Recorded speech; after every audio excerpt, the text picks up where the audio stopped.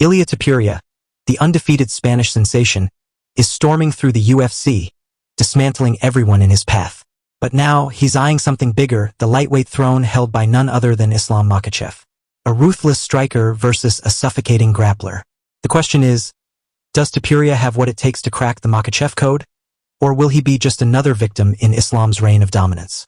Today, we break down this potential super fight, step by step. But before we start, if you love high-level MMA analysis, make sure to subscribe to Cage Combat TV for the best breakdowns in the game. Topuria is not just a power puncher, he's a calculated destroyer.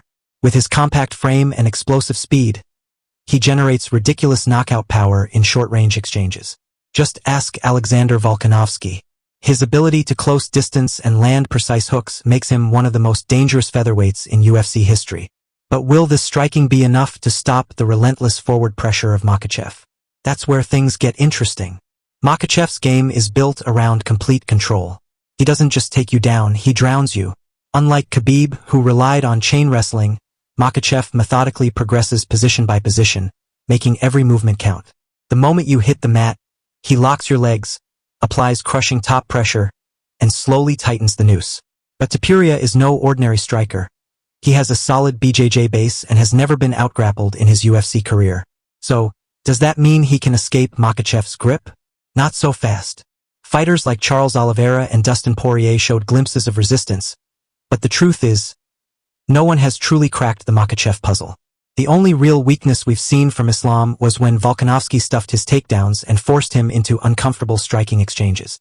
Topuria, unlike Volk, has even more explosive boxing and is fearless when stepping inside.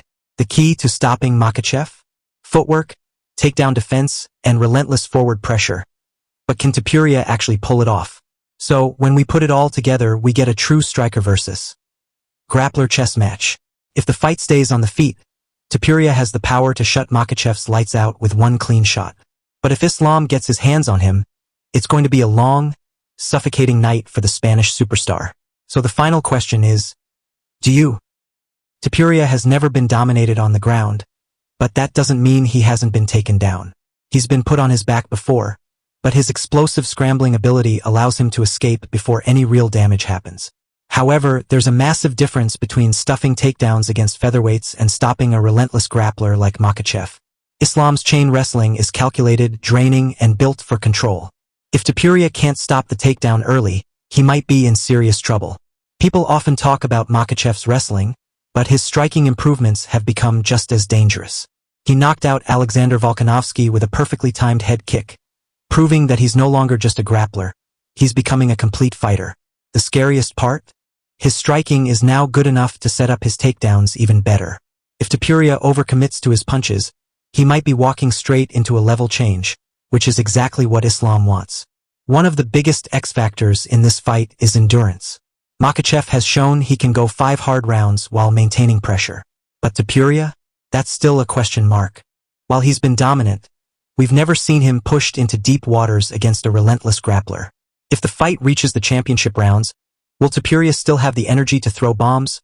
Or will Islam wear him down, break his spirit, and force him into survival mode? Every fight has dangers, and this one is no different.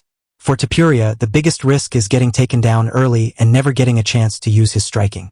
If Islam puts him on his back, smothers him, and makes him carry his weight, it could be a slow and painful loss.